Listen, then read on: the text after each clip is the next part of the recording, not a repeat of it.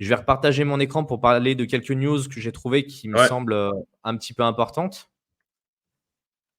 La première, c'est Uniswap qui a reçu une lettre de la SEC. Donc, on sait qu'ils sont globalement déjà dans le viseur de toutes les autorités, de toutes les entités gouvernementales pour des questions potentiellement de blanchiment d'argent. Et ils avaient déjà travaillé sur ce sujet-là. C'est-à-dire qu'ils avaient annoncé, et je vous en avais déjà parlé dans un précédent live, une liste de tokens qui ne supportaient plus. C'est-à-dire qu'ici, ils ont officialisé, donc là, vous avez la liste sur laquelle vous pouvez aller, et là, ce sont tous les contrats. Si vous essayez de les importer dans l'interface web de Uniswap, donc par exemple celui-ci, le Bankless Bed Index, ça va vous mettre que vous n'avez pas le droit de le trader, que vous ne pouvez pas le trader. Bien sûr, si vous interagissez avec le contrat en sous-couche, il n'y a aucun problème. Mais si vous passez par interface graphique, il bloque. Également, ils avaient déjà eu des requêtes pour apporter du KYC sur Uniswap parce que les entités réglementaires, ils ont bien compris que Uniswap aujourd'hui, c'est un protocole qui est grandement copié par un grand nombre d'entités et qui a quand même un volume qui est assez important dessus. Et qu'ils ont une certaine crainte, surtout auprès des securities, si on parle de la SEC, qui est des valeurs justement qui soient échangées dessus sans qu'ils en aient le contrôle. Et ça leur pose problème. Et donc aujourd'hui, il faudrait voir ce que va faire les équipes d'Uniswap.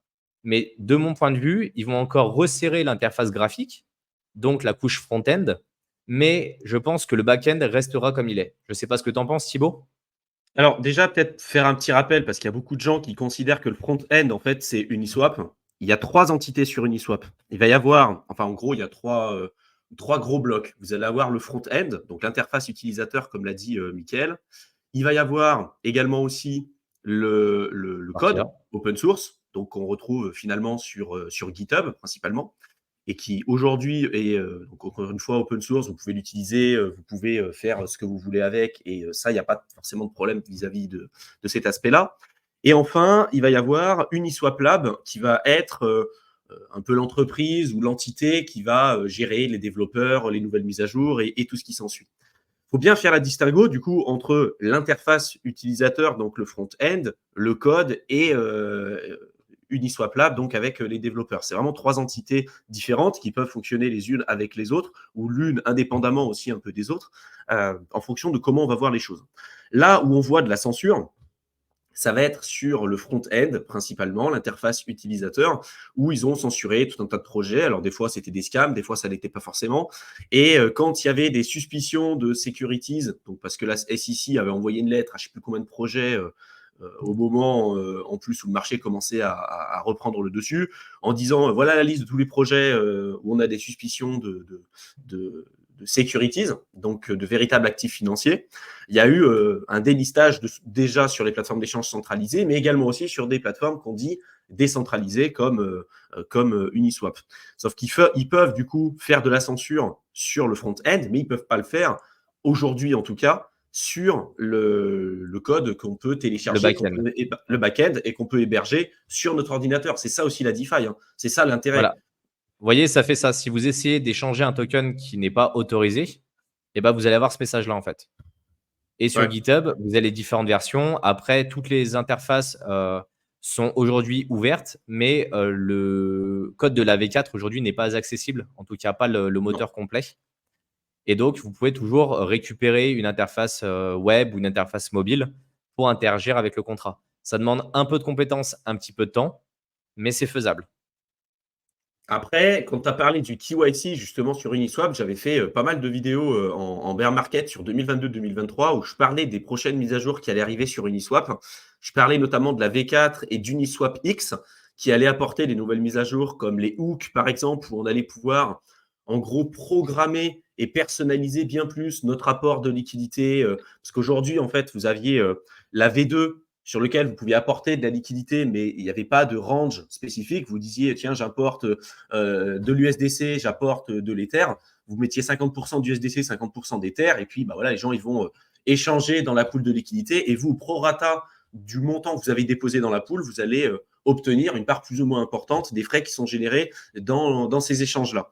Avec la V3, l'avantage, c'est qu'on peut concentrer notre apport de liquidité sur des ranges de prix spécifiques et du coup de limiter aussi les pertes impermanentes. Voilà, c'est ce que montre Mickaël à l'écran. On peut décider d'ajouter de la liquidité sur des niveaux de prix spécifiques, des ranges de prix spécifiques. Du coup, nous, on est capable de mieux gérer notre risque, de concentrer notre liquidité et de faire en sorte de maximiser notre retour sur investissement. Parce que si on est concentré sur vraiment des niveaux de prix ultra spécifiques, on a moins de concurrence et on peut toucher une part beaucoup plus importante des frais qui sont payés dans cette pool à ce moment-là. Par contre, ça demande un peu plus de surveillance. Et le seul problème, c'est que du coup, le range, il fluctue assez souvent. Si on prend des paires en plus qui sont volatiles, le ratio, par exemple, le VRAP Bitcoin Ether, si vous l'apportez dans les pools de liquidité, vous avez peut-être un ratio qui est celui qui est aujourd'hui à l'instant T. Dans 2 heures, 3 heures, 4 heures ou dans 5 jours, le ratio sera peut-être pas identique. Et si vous aviez apporté sur un range de prix spécifique et que le ratio a changé à partir du moment où vous l'aviez déposé,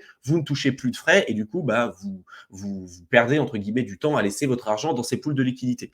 Donc, il y a une certaine surveillance à avoir. C'est pour ça qu'ils ont commencé à parler de Uniswap X et de la nouvelle mise à jour qui devrait arriver prochainement sur Uniswap, avec l'arrivée principalement des hooks, où on va pouvoir personnaliser nos apports de liquidité bien plus que ce qu'on pouvait faire sur la V3.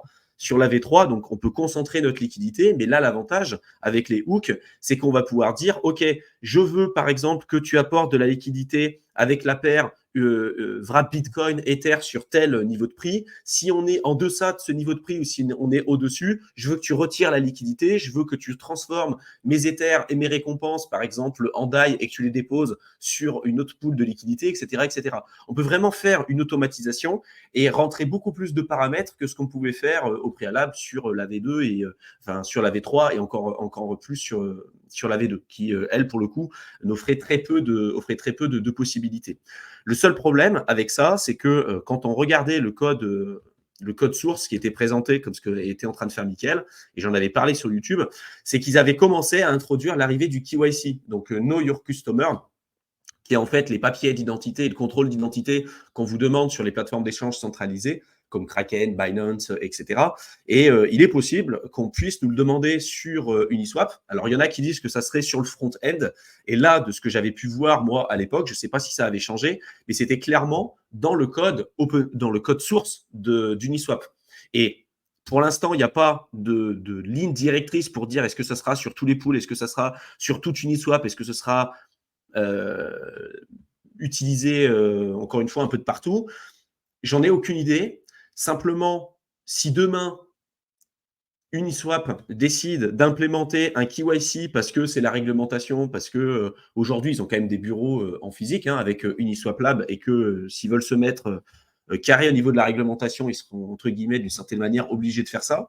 Si jamais ils le font et qu'aujourd'hui, on sait que l'écrasante majorité des plateformes décentralisées qu'on connaît, c'est des forks qui sont issus quand même d'Uniswap, parce que à chaque fois que vous avez des innovations, en général, ça part d'Ethereum avec des nouvelles applications qui se développent et ensuite c'est forqué pour être implémenté un peu de partout ailleurs. Si demain, la V4 arrive avec le KYC et que c'est directement intégré dans le code open source, il n'y aura peut-être pas forcément possibilité de faire des rétroactives, ou du moins les prochaines applications qui arriveront sur l'écosystème crypto seront sans doute obligées d'utiliser ce KYC. Pour l'instant, ce n'est pas le cas. Mais c'est pour ça que j'avais dit sur les vidéos que j'avais présentées sur YouTube, de rester vigilant. Moi, aujourd'hui, Uniswap, je l'utilise presque plus. J'utilise maintenant ce qu'on appelle des méta-agrégateurs de DEX, comme par exemple sur DeFi Lama, où vous allez avoir les meilleures qualités d'échange et de prix sur les tokens que vous voulez échanger. Pour moi, aujourd'hui, dans l'état actuel des choses, et vu comment est en train d'évoluer Uniswap, il y a plus de risques de l'utiliser. En plus de ça, si vous utilisez leur front-end, il y a des frais qui sont entre guillemets cachés, même si ce n'est pas forcément ultra caché, parce qu'ils ont été ouverts là-dessus. Il y a beaucoup de gens qui ne savent même pas que c'est présent. Ils ont rajouté des frais supplémentaires sur des échanges que vous pourriez effectuer sur leur front-end, sur certaines paires d'échanges, pour financer leur recherche, leur développement pour Uniswap. Alors, on peut le comprendre, hein, mais moi, aujourd'hui, quand j'investis en crypto, c'est pas pour… Déjà, on paye des frais pour les pools de liquidité, on va payer des frais blockchain pour valider les transactions. Si en plus de ça, on repaye des frais sur le front-end et tout ce qui s'ensuit, bon, voilà, moi, je préfère mieux aller sur des alternatives sur lesquelles on a les meilleures qualités d'échange. Et aujourd'hui, ce n'est pas sur des agrégateurs de DEX comme OneInch ou Matcha, par exemple, c'est sur des méta-agrégateurs de DEX. Donc, c'est sur des agrégateurs d'agrégateurs de DEX. Voilà, donc c'est un peu une strate au-dessus. On en avait parlé, c'est peut-être un peu compliqué pour vous, mais on en parle, encore une fois, en détail dans le programme Crypto Investisseur. C'est une petite partie sur la partie DeFi. Mais c'est super important de le comprendre, parce que si demain, ils arrivent et qu'ils ajoutent du KYC sur Uniswap, il y en a qui disent c'est la fin, ça va être compliqué et tout. Moi, je pense que ça sera l'opportunité aussi de tester le marché d'une certaine manière et de voir où est-ce que vont aller les utilisateurs. Et pour moi, c'est toujours une question d'offre et de demande. On est un peu dans un système capitaliste aujourd'hui où là, il y a une libre concurrence. En crypto, c'est pareil. Si demain, il y a une plateforme qui décide d'ajouter des frais, qui décide de mettre un KYC, ça ne nous plaît pas, au final, on change. Des applications décentralisées, il y en a plein. Uniswap, ce n'est pas la seule et l'unique. Et encore une fois, moi, je pense qu'aujourd'hui, il n'y a pas vraiment d'intérêt à passer par Uniswap. Il y a des plateformes qui sont bien mieux. Justement, Taros qui dit pourquoi attaquer uniquement Uniswap et pas Paraswap ou OneInch par exemple. Justement, j'avais envie de montrer Paraswap pour que vous puissiez voir et vous faire votre propre idée. En fait, ce qui se passe, c'est que Paraswap, il va être vraiment au-dessus. C'est-à-dire que ce n'est pas lui qui va choisir ce qui doit transiter. Lui, il doit juste dire ces plateformes-là comme Uniswap ou SushiSwap ou Augustus et RFQ, elles proposent le swap à ce tarif-là avec tant de frais. Donc en fait, lui, il vous propose et c'est à vous de choisir ce que vous allez mettre. C'est un petit peu comme si vous alliez sur un comparateur de vol et que vous dites, mais je ne comprends pas pourquoi ces comparateurs de vol qui ne devraient pas être gérés par la régulation, mais en fait, c'est les compagnies aériennes, c'est le sous-jacent, c'est le dessous qui doit être régulé. Et donc, c'est pour ça qu'ils attaquent Uniswap et pas un OneInch ou un Paraswap. Voilà, c'est juste des compréhensions de à quel niveau vous vous placez dans la DeFi, à quelle hauteur vous vous placez et comment vous pouvez optimiser vos frais à ce niveau-là. Après, on voit qu'aujourd'hui, globalement, quand même, la SEC attaque énormément de plateformes. Ils Attaque tout et attaquent n'importe quoi. Coinbase, ils attaquent Binance. Ouais. C'est peut-être même pas forcément justifié.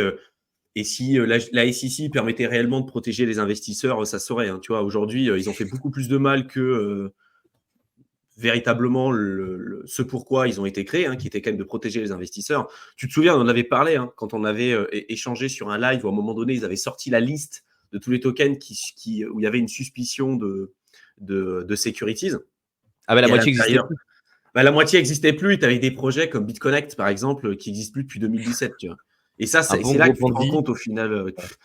C'est clairement du foutage de gueule, qu'il y a une collusion aussi avec un peu les gros de ce monde. Tu vois, on en parlait avec Théo et on se disait, c'est quand même full timing. Ils envoient la lettre en disant suspicion de securities sur tout un tas de projets. En même temps, tu avais plein de grosses plateformes et de grosses institutions qui, en même temps, avaient déposé des dossiers pour le Bitcoin Spot ETF, pour les ETF Bitcoin Spot, Ouais. et qui avaient lancé l'enregistrement de plateformes d'échange centralisées qui étaient en lien, en fait, avec ce que faisait aujourd'hui Coinbase, Binance, Kraken, etc. Donc, non seulement ils attaquent les gros acteurs crypto qui étaient déjà implantés pour permettre de faire un peu de la place aux nouveaux arrivants et à leurs petits copains qui sont aujourd'hui les gros fonds d'investissement.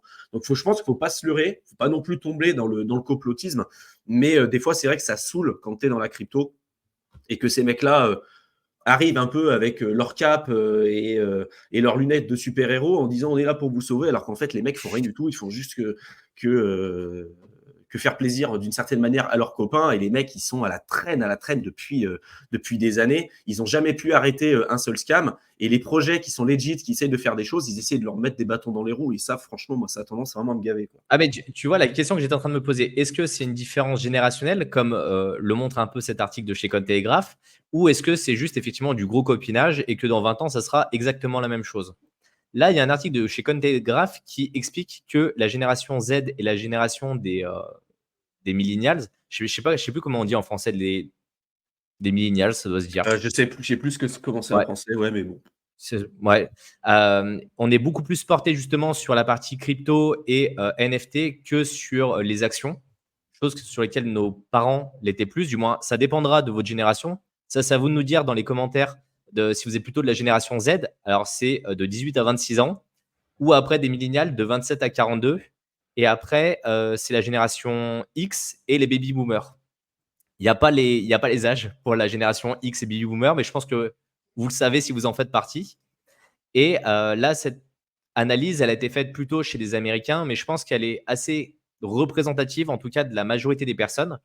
Quand on échange avec des personnes de la génération Z ou plutôt des millénials, qui font globalement partie de nos amis ou des gens qu'on va avoir tendance à rencontrer, bah, c'est vrai que les personnes sont beaucoup plus portées sur l'aspect crypto et nouvelles techno que sur des actions. Les seuls que j'ai vus se porter sur des actions en priorité avant de se porter sur de la crypto, c'est des personnes qui étaient plutôt dans des familles qui faisaient de la gestion de patrimoine et donc qui avaient déjà un certain retour financier. Et je pense que le deuxième blocage qu'on retrouve, c'est que c'est plus simple pour une personne qui a grandi avec l'informatique d'aller acheter des cryptos sur Binance ou sur Kraken que d'aller voir un courtier ou d'ouvrir un PEA ou autre pour aller acheter des actions. Même si pour moi, ce n'est pas plus compliqué, mais je pense qu'il y a encore un peu cette marge où on se dit les actions, c'est réservé à des gestions de patrimoine avec des assurances vie. Il y a un cadre légal, il y a des choses. Alors que la crypto, on peut rentrer un peu à l'arrache et puis en acheter. Ce qui n'est pas une bonne idée non plus. Mais je pense que c'est un peu cette mentalité qui est véhiculée. Et là, il parle des US, mais pour moi, c'est applicable exactement au secteur mondial, en fait. Je ne sais pas ce que tu en penses, Thibaut, mais dans toutes les personnes qu'on croise, moi, toutes les personnes de la génération Z et milléniale, elles sont beaucoup plus investies en crypto qu'en actions. Celles qui ont Ouais, déjà mais investi. parce que ça leur parle. Alors après, on parle des actions, tu vois, mais les anciennes générations, quand on leur Mais parlait c'est de l'IMO. réserve de valeur, alors il y avait l'IMO, en effet, puis Oui, il y avait or, aussi ouais. l'or, les métaux précieux. Aujourd'hui, tu parles à des nouvelles générations, des jeunes qui ont entre 20, 25 ans, voire même jusqu'à 30 ans. Tu leur parles, voilà, faut détenir de l'or chez toi, les lingots d'or et tout. Les mecs, ils s'en foutent. Ils peuvent me regarder les performances de l'or sur les 50 dernières années. Là, ça a dépassé son ATH récemment, mais globalement, ça a eu des performances qui sont clairement pas intéressantes par rapport aux performances qu'on peut retrouver ailleurs et notamment en crypto. Donc en fait, il y a aussi un shift générationnel avec l'arrivée d'Internet. Les gamins et les jeunes sont beaucoup plus connectés. Tu vois, nous on le voit par rapport à nos parents. On a été éduqués avec Internet. Tout de suite, on a été avec des ordinateurs à l'école, ce qui est aussi pas mal ça. Et je pense que c'est la continuité, tu vois, avec Internet, avec la crypto et ce qu'on voit, les échanges de valeurs directement, comme ça, de manière décentralisée, c'est des choses qui nous parlent à nous. Les anciennes générations, c'est pas le cas. Donc, tu as vraiment un shift générationnel. Et je pense que la crypto, elle répond justement à ce qui manquait. Et c'est un avantage aussi, c'est que c'est une porte ouverte à l'investissement à beaucoup de jeunes. Parce que là où beaucoup de jeunes se disaient, ouais, bon, investir dans des actions, les obligations, le portefeuille 60-40 ou le permanent portfolio et tout, je pourrais t'en parler pendant des heures. Mais c'est des trucs qui intéressent très, très peu les nouvelles générations. Même s'il y a un intérêt d'avoir un portefeuille en bourse, il y a un intérêt d'investir dans l'immobilier, il y a un intérêt d'investir sur différentes autres classes d'actifs. La crypto, ça reste une autre classe d'actifs parmi tant d'autres, mais qui est quand même relativement jeune par rapport à ce qu'on peut avoir à côté. Mais je trouve qu'il y a un vrai shift, encore une fois, générationnel, de se dire, OK, c'est une porte d'entrée pour beaucoup de jeunes, de se dire, mon premier investissement, c'est dans la crypto. Et puis après, nous, ce qu'on fait aussi comme travail, c'est de faire en sorte de faire développer aux gens des compétences transversales, parce que quand tu as déjà aussi investi ailleurs, il y a des choses que tu appliques dans la crypto. Le gros problème qu'on retrouve aujourd'hui, c'est que tu as beaucoup de jeunes, puis pas forcément que des jeunes non plus, mais vu que c'est la porte ouverte aux primo-accédants à l'investissement, à partir du moment où ces gens-là arrivent et ils n'ont aucune compétence transversale, donc aucune gestion de risque, aucune gestion de portefeuille, rien du tout, au final, ils sont oblitérés en crypto parce que il y a des choses à connaître. Si tu as déjà investi en bourse, si tu as déjà investi en immobilier, si tu as déjà géré un portefeuille ou un capital qui est important, il y a des choses que tu peux appliquer en crypto. Il y a des choses qui ne sont pas forcément applicables parce que c'est une classe d'actifs en tant que telle. Mais c'est pour ça que pour moi, c'est super important quand on décide d'investir, de voir aussi un peu ce qui existe à côté, parce qu'à partir du moment où on va maîtriser ce qu'on fait sur une classe d'actifs, on va se rendre compte qu'il y a des grands principes qu'on est capable d'appliquer ailleurs. Et ça, c'est un super atout. Donc, c'est des sujets que j'évoque aussi sur mon autre chaîne YouTube. Vous avez le lien dans la barre d'infos qui s'appelle Éternel étudiant, où je parle d'investissement, investissement, entrepreneuriat, finances personnelles, indépendance, liberté financière, tous ceux qui s'intéressent aux ETF, investissement passif, etc. Enfin voilà, il y a plein de choses que vous devez connaître à côté. Et si c'est des sujets qui vous intéressent, vous avez le lien dans la barre d'infos. J'en profite aussi pour dire que Mickaël avait une autre chaîne YouTube, lui aussi, qui s'appelle Overshell, où il parle de tout ce qui va être lié à la cybersécurité, c'est ça Tout à fait, cybersécurité. Je fais la partie cybersécurité crypto aussi. Je vous explique tous les grands principes, comment arriver à sécuriser ses actifs, comment arriver à se protéger dans la vie de tous les jours, comment attaquer. C'est beaucoup plus technique et c'est pour ça qu'on l'a séparé de cette chaîne YouTube. Exactement, vous avez les liens dans la barre d'infos. Je prends un commentaire de Martin qui est très intéressant qui dit l'explication de pourquoi la génération milléniale et Z investit beaucoup plus dans les cryptos par rapport à des actions en stock. C'est parce que les dernières générations pensent que c'est de l'argent facile, gagner sans rien faire. Je pense que le discours, il est clairement vrai. Et après, c'est aussi un monde qui évolue quand même beaucoup plus rapidement. Et je pense qu'il y a encore cette fracture entre les institutions traditionnelles et le monde de la crypto qui est là pour un peu tout révolutionner. Mais quand on s'aperçoit que les jeunes, ils arrivent, qu'ils ont zéro économie, qu'ils balancent tout dans un même coin, bah, globalement, comme tu disais, Thibaut, ils n'ont pas cette gestion de risque, ils n'ont pas ces notions-là. Et pourtant, c'est indispensable. Donc, commencer par de la bourse pour apprendre deux, trois choses, je pense que c'est important. Ça permet de mettre un peu de plomb dans le crâne et surtout de comprendre un peu la volatilité. Parce qu'il y en a qui arrivent, qui se prennent de la volatilité, qui perdent l'intégralité de leur argent et après qui se disent mais je ne comprends pas pourquoi. Pourtant, sur Internet, on m'a tous dit que les mêmes coins faisaient fois 1 million, que je n'avais pas besoin de faire de recherche, que je prenais le premier YouTuber qui passait, que j'achetais l'ensemble de ces cryptos, je mettais 1 € sur 70 cryptos. Mais ouais, il y en a plein qui ont du mal à le comprendre. Et je pense qu'effectivement, cette publicité aujourd'hui qui est véhiculée sur Internet, elle est un peu en mode tout le monde peut gagner de l'argent facilement avec la crypto. Vous n'avez rien à faire, juste vous achetez un coin n'importe lequel et vous allez faire x100 dessus. Alors que dans la réalité, la plupart des gens perdent de l'argent. Et ça, personne n'aime communiquer sur ça. Ouais, puis c'est un peu partout, c'est-à-dire qu'on va considérer que ce qu'on voit sur les réseaux sociaux, ça va être la norme et c'est pas la norme. Déjà, il y en a beaucoup qui bullshit sur leurs résultats, sur ce qu'ils font, et cetera. Mais on a l'impression que quand on voit autour de nous ce qui existe sur les réseaux sociaux, mais que ce soit, tu vois, dans le fitness, que ce soit dans le business en ligne, que ce soit dans les cryptos ou ce que tu veux, tu as l'impression que tout le monde est riche, tout le monde est beau, tout le monde est heureux, sauf toi. Donc tu dis, putain, mais c'est pas possible. Pourquoi moi je suis comme ça et tous les mecs, ils ont 25 ans, ils sont à Dubaï, ils sont riches, ils sont multimillionnaires, les mecs, ils ont créé un NFT, c'est bon, ils ont gagné beaucoup d'argent. Pourquoi pas moi en fait? Et je comprends si ça peut motiver certaines personnes.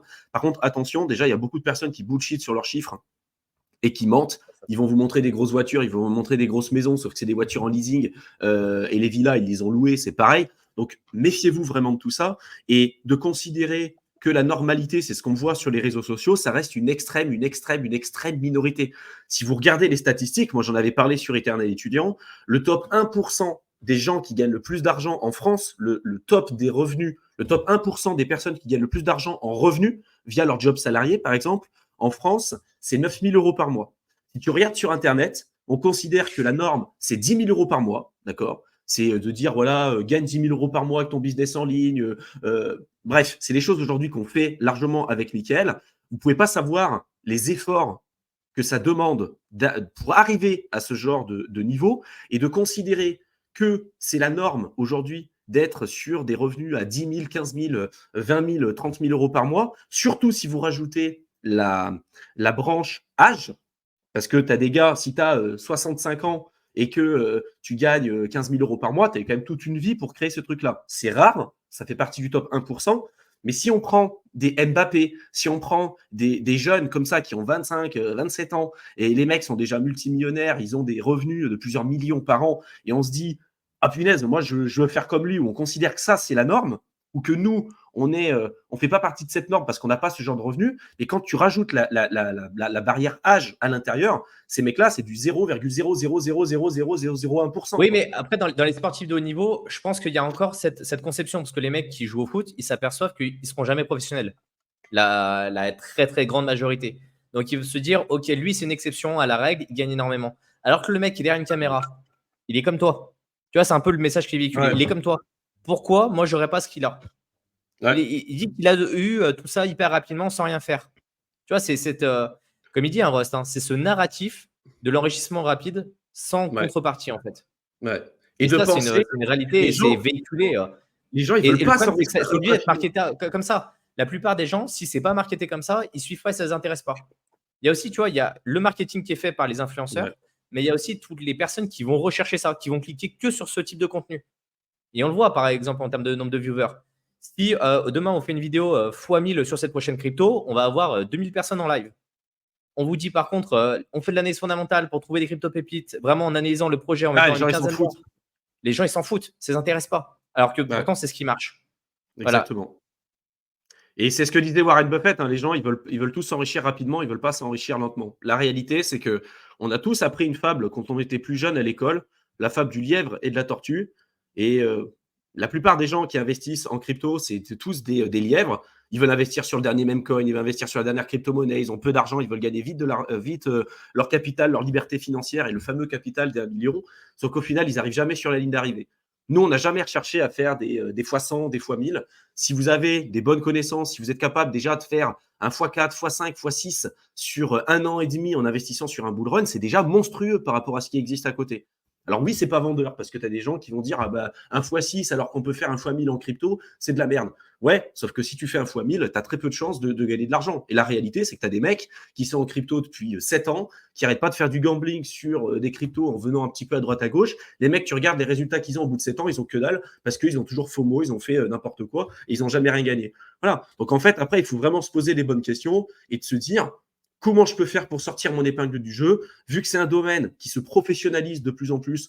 Aujourd'hui, on peut plus se permettre de faire n'importe quoi. Ça ne veut pas dire qu'il n'y a pas des opportunités ailleurs, mais si vous n'avez pas de compétences transversales, vous ne maîtrisez pas ce que vous faites, je suis désolé pour vous, mais vous n'y arriverez pas. Il y a très peu de chances que vous ayez la possibilité de faire les choses correctement, d'autant plus si vous avez un job à côté, si vous avez des hobbies à côté. Nous, on passe des heures chaque jour à analyser le marché, des analyses fondamentales, on en a fait des centaines et des centaines.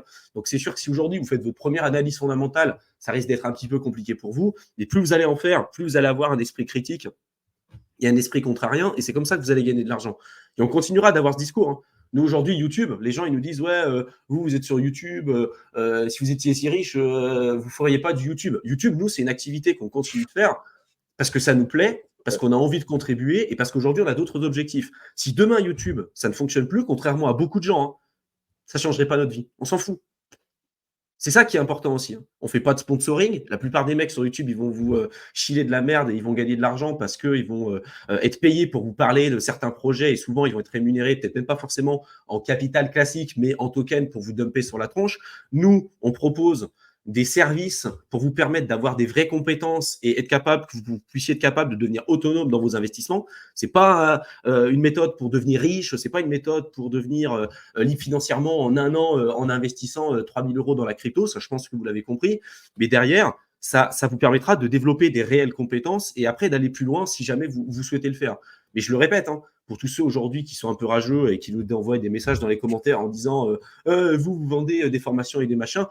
Aujourd'hui, encore une fois, hein, si YouTube ne fonctionne plus, on s'en fout, ça ne changerait pas notre vie. Et la vente de formation, c'est clairement pas ça qui nous rapporte le plus d'argent aujourd'hui. Hein. C'est nos investissements. Donc c'est ça qui est aussi contradictoire par rapport à beaucoup de gens que vous pouvez retrouver sur Internet. C'est que tu as des mecs qui vont te dire qui sont devenus riches en apprenant aux autres comment devenir riches, sauf que eux, ils n'ont jamais gagné un copec avec leurs investissements.